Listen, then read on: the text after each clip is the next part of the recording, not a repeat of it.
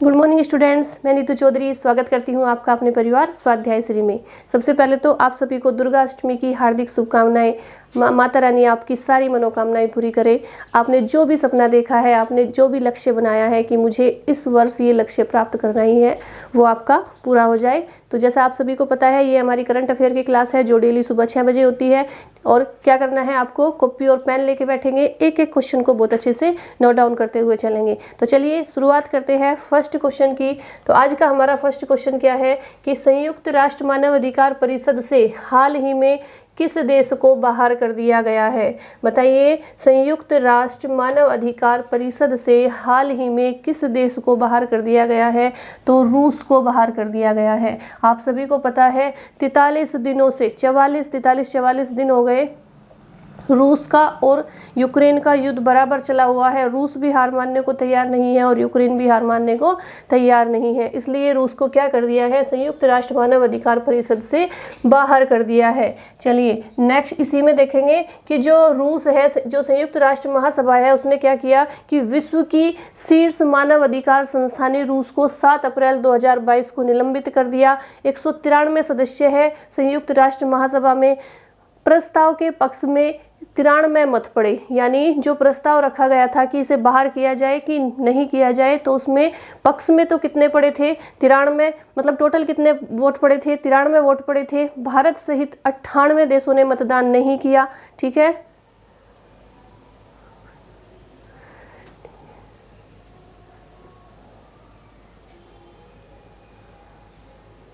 और अधिकार परिषद में यानी रूसी संघ की सदस्यता की निलंबन अधिकार शीर्षक वाले प्रस्ताव के विरुद्ध 24 मत पड़े। कितने मत पड़े थे? 24 ही मत पड़े थे, लेकिन उसी 24 मत को मानते हुए प्रस्ताव पारित हो गया और रूस को क्या कर दिया, बाहर कर दिया गया। ठीक है, इससे पहले भी भारत रूस के खिलाफ 9 बार मतदान से दूर रहा, यानी जितनी बार भी रूस के बारे में मतदान पड़ रहे हैं तो भारत उससे दूर रहा, यानी भारत ने अपनी वोटिंग नहीं की।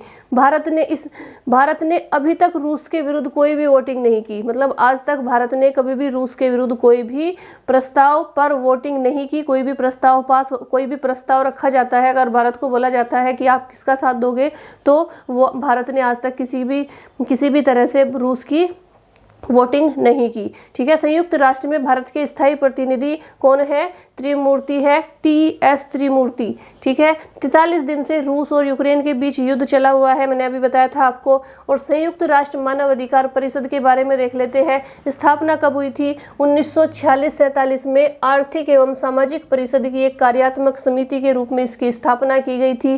किसके रूप में? आर्थिक एवं सामाजिक परिषद की एक कार्यात्मक समिति के रूप में। इसका मुख्य कार्य क्या है? अंतर्राष्ट्रीय नागरिक स्वतंत्रता, दशा और मानव अधिकार संबंधी विषयों पर अनुशंसा प्रकट करना है। और इसके अध्यक्ष कौन है? नजहत शमीम खान। वर्तमान में अध्यक्ष कौन है? नजहत शमीम खान इसके अध्यक्ष है। चलिए फटाफट से नोट डाउन कीजिए या स्क्रीनशॉट लीजिए। नेक्स्ट क्वेश्चन पे चलेंगे, क्वेश्चन नंबर 2 कि रामनाथ कोविंद ने हाल ही में किस INS को प्रतिष्ठित प्रेसिडेंट्स कलर प्रदान किया?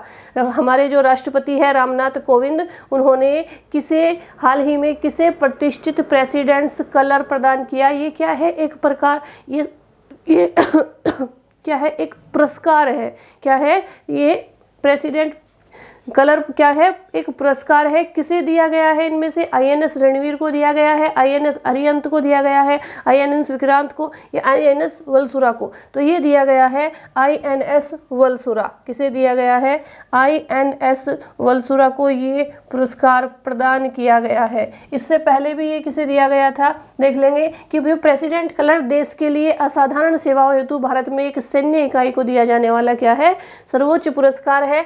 भारतीय नौसेना 1951 में इस पुरस्कार से सम्मानित की गई थी। कब की गई थी? भारतीय नौसेना 1951 में इस पुरस्कार से सम्मानित की गई थी। और किसने किया था सम्मानित?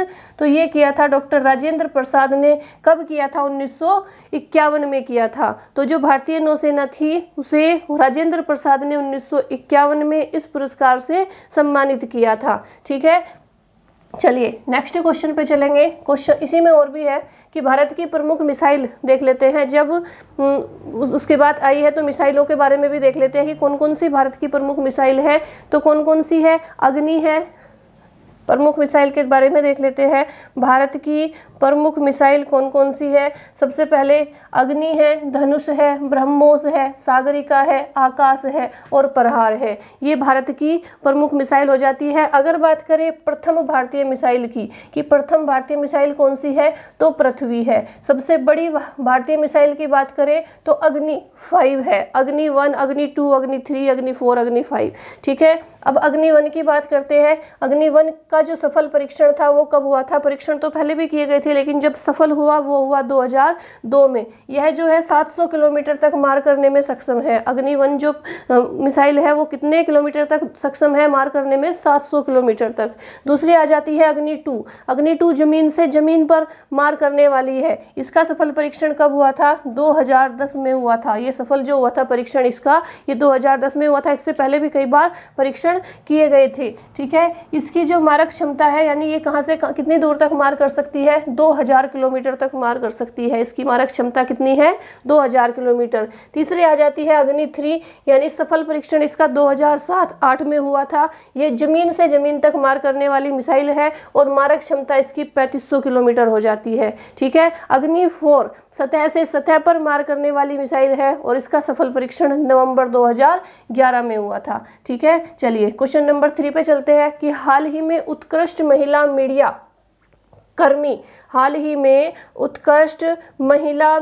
कर्मी 2021 के लिए चमेली देवी जैन पुरस्कार किसे सम्मानित किया गया? जो चमेली देवी जैन पुरस्कार है वो किसे सम्मानित किया गया? तो ये किया गया है आरिफा जोहरी को। किसे किया गया है? 2021 का आरिफा जोहरी को किया गया है। अगर 2020 की बात करें तो ये नीतू सिंह को किया गया है। किसे? नीतू सिंह को मिला है 2020 का, और 2021 का आरिफा जोहरी को मिला है। क्या है ये महिला मीडिया उत्कृष्टि पुरस्कार यानी चमेली देवी पुरस्कार? क्या है चमेली देवी पुरस्कार? किस क्षेत्र में दिया जाता है और किन्हें दिया जाता है?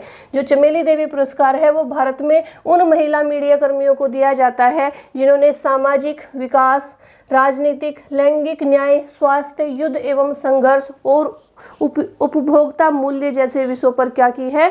रिपोर्ट की है। और किस क्षेत्र में दिया जाता है? ये पत्रकारिता के क्षेत्र में दिया जाता है। उन महिलाओं को, उन महिला मीडिया कर्मियों को दिया जाता है जिन्होंने सामाजिक विकास, राजनीतिक विकास, लैंगिक न्याय, स्वास्थ्य, युद्ध एवं संघर्ष और उपभोक्ता मूल्य जैसे विषयों पर रिपोर्ट दी है। जो चमेली देवी पुरस्कार है उसकी स्थापना 1980 में हुई थी। 1980 में किसने की थी? वर्गीस ने की थी। और चमेली देवी के परिवार के जो लोग थे उन्होंने मिलकर की थी चमेली देवी जैन पुरस्कार की शुरुआत। ठीक है, चलिए इसके बाद कुछ पुरस्कार देख लेते हैं कि कौन कौन से पुरस्कार किस क्षेत्र में दिए जाते हैं। ठीक है, पता होना चाहिए आपको, क्योंकि ये आपके एग्जाम में भी पूछे जाते हैं कि कौन सा पुरस्कार किस क्षेत्र में दिया जाता है। तो सबसे पहले करते हैं बुकर पुरस्कार की। तो ये अंग्रेजी साहित्य के क्षेत्र में दिया जाता है। दूसरा पुरस्कार है ध्यानचंद पुरस्कार, ये खेल के क्षेत्र में दिया जाता है। अर्जुन पुरस्कार भी खेल के क्षेत्र में दिया जाता है। द्रोणाचार्य पुरस्कार भी खेल प्रशिक्षण में ही दिया जाता है।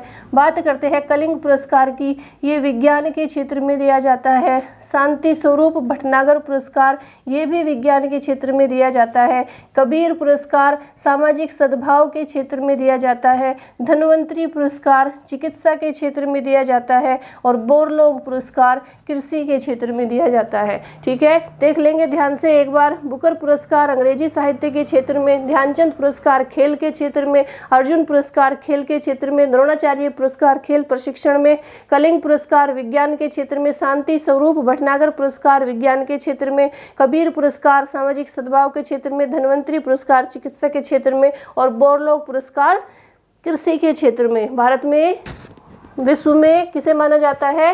नॉर्मन ई बोरलोग को क्या माना जाता है? कृषि का जनक माना जाता है। चलिए नेक्स्ट क्वेश्चन पे चलेंगे। इसी में और भी पुरस्कार होंगे शायद। हाँ, एक और है लास्ट, ये भी देख लेंगे। ग्रैमी पुरस्कार संगीत के क्षेत्र में, किसके क्षेत्र में? संगीत के क्षेत्र में दिया जाता है ग्रैमी पुरस्कार। नेक्स्ट क्वेश्चन पे चलेंगे, क्वेश्चन नंबर 4 कि शैक्षणिक सुधारों के लिए हाल ही में किस राज्य सरकार ने सरकारी स्कूलों में हॉबी हब स्थापित करने की योजना बनाई है?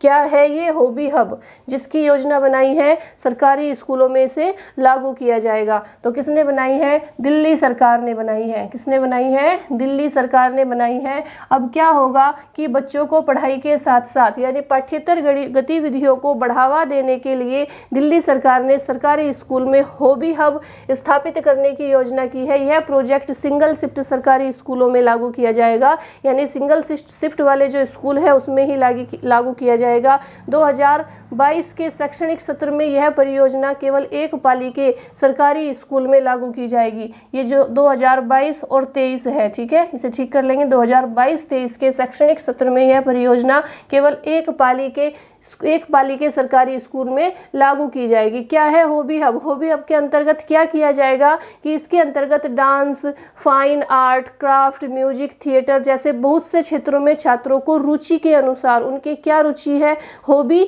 हॉबी क्या है पूछते हैं ना, आपकी हॉबी क्या है, तो उनकी रुचि किस क्षेत्र में है, वो क्या करना चाहते हैं, उसी के अनुसार उन्हें ट्रेन किया जाएगा। यानी बच्चों की हॉबीज को विशेष महत्व देते हुए, उनकी जो हॉबी है, रुचि है, उसे महत्व देते हुए पढ़ाई के साथ ही अपनी रुचियों पर भी काम करने का मौका दिया जाएगा। अच्छा है ना कि बच्चा जिस भी चीज़ में रुचि लेना चाहता है, रुचि लेता है, पढ़ाई के साथ साथ ही उसे वो भी सारी चीज़ें सिखाई जाएगी, ट्रेन किया जाएगा। जैसे डांस हो गया, फाइन आर्ट हो गया, क्राफ्ट हो गया, म्यूजिक हो गया, थिएटर हो गया, थिएटर यानी एक्टिंग, ठीक है, वो उन सारी चीज़ों की भी उन्हें क्या किया जाएगा, उनके लिए भी उन्हें ट्रेन किया जाएगा। ठीक है, चलिए नेक्स्ट क्वेश्चन पे चलेंगे। क्वेश्चन नंबर 5 कि प्रधानमंत्री मोदी ने बिम्स्टेक समिट 2022 में कितने मिलियन डॉलर की वित्तीय सहायता देने की घोषणा की है? तो बताइए कितने मिलियन डॉलर की वित्तीय सहायता देने की घोषणा की है? तो 1 मिलियन डॉलर। कितना? 1 मिलियन डॉलर की वित्तीय सहायता देने की घोषणा की है प्रधानमंत्री नरेंद्र मोदी ने। भारत अपने परिचालन बजट को बढ़ावा देने के लिए एक बिम्स्टेक सचिवालय को 1 मिलियन अमेरिकी डॉलर प्रदान करेगा। कितना? 1 मिलियन डॉलर अमेरिकी डॉलर प्रदान करेगा। 30 मार्च 2022 को 5वें बिम्स्टेक शिखर सम्मेलन में प्रधानमंत्री नरेंद्र मोदी ने घोषणा की।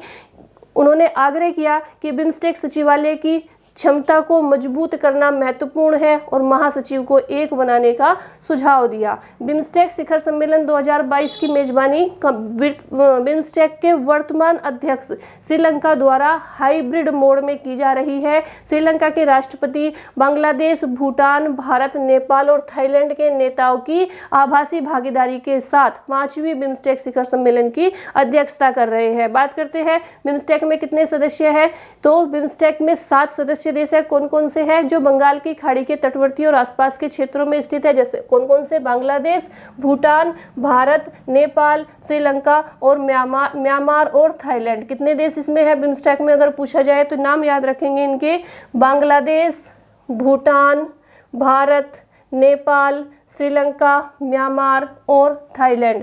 पहला जो बिम्स्टेक शिखर सम्मेलन था वो कब हुआ था? 31 जुलाई 2004 को हुआ था। पहला बिम्स्टेक शिखर सम्मेलन 2004 में हुआ था, 31 जुलाई को। बिम्स्टेक का मुख्यालय कहाँ पर है? ढाका, बांग्लादेश में है। बांग्लादेश की राजधानी ढाका में है। बिम्स्टेक का गठन शुरू में 6 जून 1997 को 4 सदस्य कहाँ पे हुआ था? चलिए, बिम्स्टेक का गठन शुरू में 6 जून 1997 को 4 सदस्य राज्य बांग्लादेश, श्रीलंका और थाईलैंड के साथ किया गया था। बिम्स्टेक को तब बिस्टेक कहा जाता था। क्या कहा जाता था? बिस्टेक कहा जाता था। और म्यांमार को शामिल करने के बाद उसे दिसंबर 1997 में इसका नाम बदलकर बिम्स्टेक कर दिया गया। क्या कर दिया गया? जब म्यांमार भी इसमें शामिल हो गया तब उसका नाम बदलकर बिम्स्टेक कर दिया गया। ठीक है, नेक्स्ट क्वेश्चन पे चलेंगे। क्वेश्चन नंबर 6 कि भारतीय मूल के किस व्यक्ति को अमेरिकी कुरियर सेना कंपनी फेडेक्स, कौन सी कंपनी? फेडेक्स का CEO बनाया गया है? तो किसे बनाया गया है? राज सुब्रमण्यम को बनाया गया है। भारतीय मूल के राज सुब्रमण्यम को किसका कुरियर सेवा कंपनी फेडेक्स का सीईओ बनाया गया है। ये कब से प्रभावी होंगे, यानी कब से ये काम करना शुरू करेंगे, तो 1 जून 2022 से प्रभावी होंगे। भारतीय मूल के है ये राज सुब्रमण्यम, इनकी नियुक्ति 1 जून 2022 से प्रभावी होगी। और यह मूल रूप से कहाँ से है, त्रिवेंद्रम से है। और 1987 में आईआईटी बॉम्बे से केमिकल इंजीनियरिंग करने के बाद ये अमेरिका चले गए थे। ठीक है, फेडेक्स, ये कर लेंगे फेडेक्स। फेडेक्स कारपोरेशन क्या है, एक वैश्विक कुरियर डिलीवरी सेवा कंपनी है। क्या है, फेडेक्स कारपोरेशन एक वैश्विक कुरियर डिलीवरी सेवा कंपनी है। अगर इसके मुख्यालय की बात करें तो मैफिन्स, टेनेसी और अमेरिका में इसका मुख्यालय है। मैफिन्स, टेनेसी, अमेरिका में। चलिए फटाफट से नोट डाउन कीजिए। नेक्स्ट क्वेश्चन पे चलेंगे।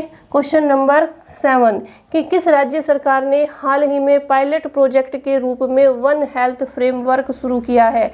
बताएंगे किस राज्य सरकार ने हाल ही में पायलट प्रोजेक्ट के रूप में वन हेल्थ फ्रेमवर्क प्रोग्राम शुरू किया है। वन हेल्थ फ्रेमवर्क तो किसने किया है, उत्तराखंड ने किया है। किसने किया है, उत्तराखंड ने किया है, देवभूमि उत्तराखंड। ठीक है, इसमें पशु, मानव और पर्यावरण स्वास्थ्य सुधार के लिए उत्तराखंड में एक हेल्थ पायलट प्रोजेक्ट शुरू किया गया। कहाँ पे किया गया, उत्तराखंड में किया गया। भारत सरकार के पशुपालन और डेयरी विभाग में उत्तराखंड में एक हेल्थ फ्रेमवर्क को लागू करने के लिए यह पायलट प्रोजेक्ट शुरू किया गया।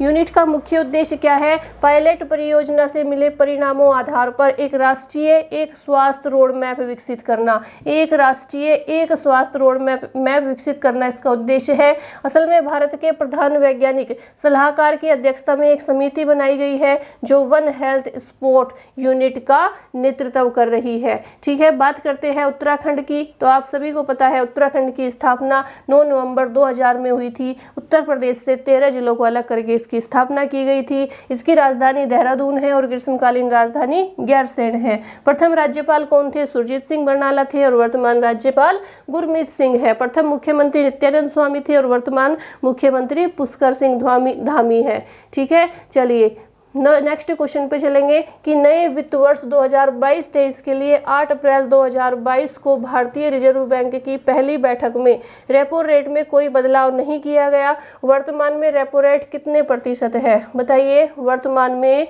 रेपो रेट कितने प्रतिशत है, तो ये 4% है। कितने प्रतिशत है, वर्तमान में 4%। और बात करें रिवर्स रेपो रेट की तो ये 3.35% है। इसे सही कर लेंगे, सही लिखा नहीं है,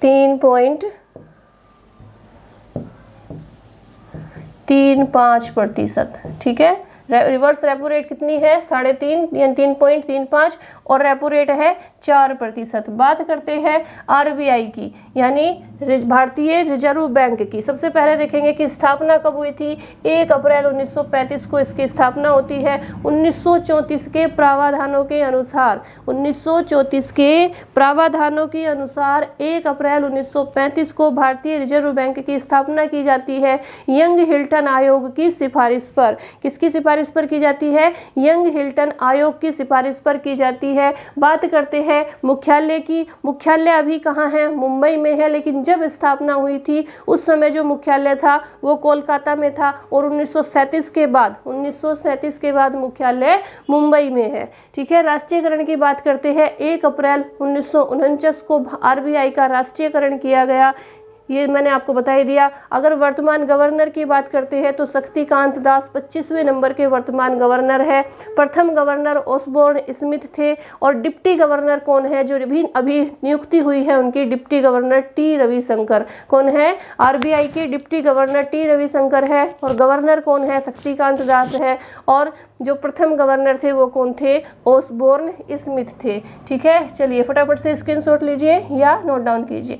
नेक्स्ट क्वेश्चन पे चलेंगे कि भारत में वित्त वर्ष 2021-22 के लिए कितने अरब डॉलर का रिकॉर्ड निर्यात किया गया है। बताइए कितने अरब डॉलर का रिकॉर्ड निर्यात किया गया है।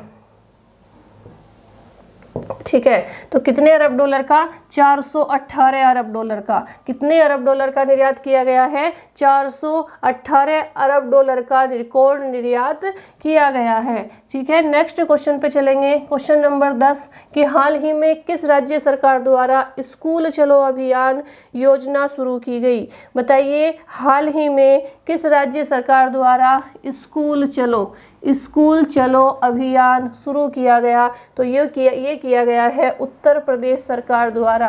किसके द्वारा? यूपी के द्वारा शुरू किया गया है। बात करते हैं उत्तर प्रदेश की, तो सबसे पहले उत्तर प्रदेश की राजधानी हो जाती है लखनऊ। गठन हो जाता है 24 जनवरी 1950। राजभाषा हिंदी और बाद में उर्दू को भी राजभाषा का दर्जा दिया गया।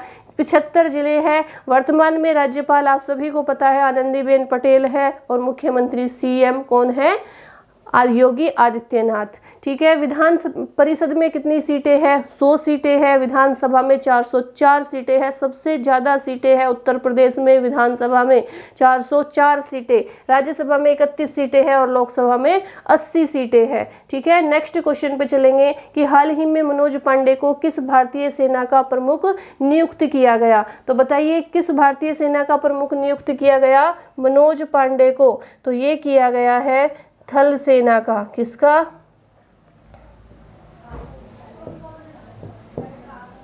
थल सेना का प्रमुख नियुक्त किया गया है मनोज पांडे को। चलिए, ये हमारे क्वेश्चन कंप्लीट हो जाते हैं। इसके बाद आ जाती है हमारी आज की पुस्तक। तो आज की पुस्तक क्या है? भूले बिसरे चित्र पुस्तक के लेखक कौन है? बताएंगे, भूले बिसरे चित्र पुस्तक के लेखक कौन है? और आज का हमारा इतिहास का प्रश्न है कि खालसा पंथ की स्थापना किसने की थी? बताइए, खालसा पंथ की स्थापना किसने की थी? इन दोनों क्वेश्चन के आंसर आप लोग मुझे कमेंट बॉक्स में देंगे। कहाँ पे देंगे? कमेंट बॉक्स में आप लोग इन दोनों क्वेश्चन के आंसर देंगे। ठीक है, चलिए नेक्स्ट पे चलते हैं।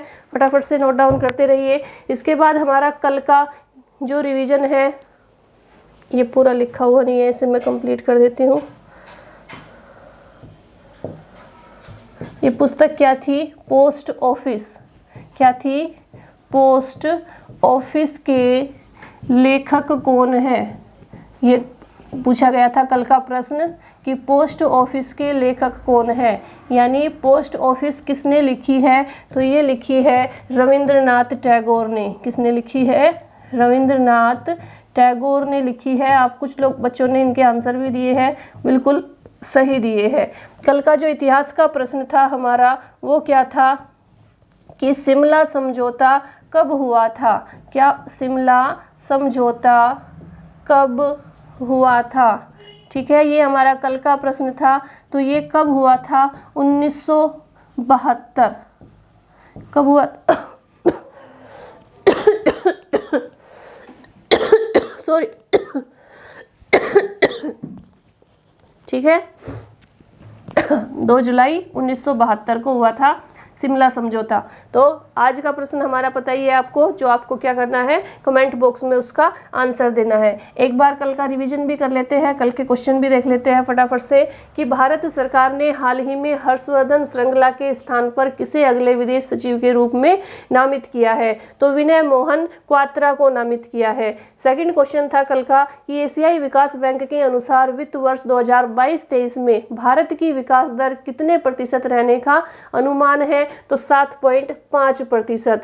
नेक्स्ट क्वेश्चन था कि केंद्रीय पर्यावरण मंत्री कौन है जिन्होंने हाल ही में प्रभावी प्लास्टिक अपशिष्ट प्रबंधन के लिए जागरूकता शुभंकर प्रकृति और हरित पहल को लॉन्च किया? तो किसने किया है? भूपेंद्र यादव ने किया है। नेक्स्ट था हिम प्रहरी योजना हाल ही में किस राज्य सरकार ने लॉन्च की?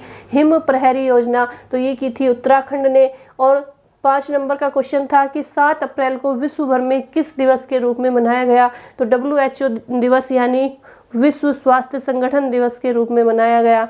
ठीक है, नेक्स्ट क्वेश्चन था कि स्टैंड अप इंडिया योजना जिसने हाल ही में अपने 6 वर्ष पूरे किए, यह किस वर्ष शुरू की गई थी? तो ये 5 अप्रैल 2016 को शुरू की गई थी। 5 अप्रैल 2016 को। 7वां क्वेश्चन था कि संयुक्त राष्ट्र मानव अधिकार परिषद द्वारा हाल ही में किसे जलवायु परिवर्तन और मानव अधिकारों के लिए विश्व का पहला स्वतंत्र विशेषज्ञ, क्या है ये? विशेषज्ञ है, इसे अच्छे से कंप्लीट कर लेंगे। विशेषज्ञ, ठीक है, विशेषज्ञ नियुक्त किया गया तो डॉक्टर इयान फ्राई को किया गया था। किसे किया गया था? Doctor Ian fry. Next question था क्वेश्चन नंबर 8 कि कितने भारतीय कलाकारों ने 64 वार्षिक ग्रैमी पुरस्कारों में ग्रैमी अवार्ड जीते? तो 2 ने जीते थे। किसने जीते थे? 2 ने जीते थे, रिकी केज और फालू ने। एक सेकंड, किसने जीते थे? रिकी केज और फालू ने जीते थे। नेक्स्ट है अंतर्राष्ट्रीय हवाई संपर्क योजना किस मंत्रालय द्वारा शुरू की गई थी? तो ये नागरिक उड्डयन मंत्रालय द्वारा शुरू की गई थी। 10वें नंबर का क्वेश्चन था कि लगातार चौथी बार हंगरी के प्रधानमंत्री के रूप में किसे चुना गया? तो विक्टर ओरबन को चुना गया। लगातार चौथी बार यानी चार बार से वही क्या रह रहे हैं? प्रधानमंत्री रह रहे हैं, ठीक है, यानी अब 3 बार से रह रहे हैं और चौथी बार फिर से उन्हें चुना गया है। हाल ही में किस राज्य में गणगौर पर्व मनाया गया? तो ये राजस्थान में मनाया गया। और लास्ट का क्वेश्चन था हमारा कल कि किसे हाल ही में ट्विटर के निदेशक मंडल में शामिल किया गया? तो एलन मस्क को किया गया। किसे किया गया? एलन मस्क को। तो ये हमारे सारे क्वेश्चन कंप्लीट हो जाते हैं। कल का रिवीजन इसलिए कराते हैं ताकि आप लोगों को याद रहे। एक बार हमने अब क्लास ले ली, एक बार कल का रिवीजन देख लिया तो वो जो क्वेश्चन है वो हम फिर कभी नहीं भूल पाएंगे, ठीक है, वो हमारे याद रहेगा। हम आंसर क्वेश्चन देखते ही आंसर टिक कर देंगे, ठीक है। तो आज के लिए इतना ही रखेंगे और अगर आपको क्लास अच्छी लगती है तो वीडियो को शेयर कीजिए। अगर अच्छी नहीं लगती तो कोई बात नहीं, क्या कह सकते हैं फिर, है ना। कुछ भी कमी है तो आप कमेंट करके बता सकते हैं, अपनी राय दे सकते हैं कि आपकी क्लास में ये कमी है, आप इम्प्रूव करने के लिए ये कीजिए या वो कीजिए। कुछ कमी नहीं है तो फिर वीडियो को शेयर कीजिए, लाइक कीजिए। लाइक करने में तो कुछ नहीं जा रहा ना, और अगर कमी है तो बताइए, ठीक है। तो आज के लिए इतना ही रखेंगे, कल की क्लास में फिर नए क्वेश्चंस के साथ मिलते हैं। धन्यवाद। जय हिंद, जय भारत।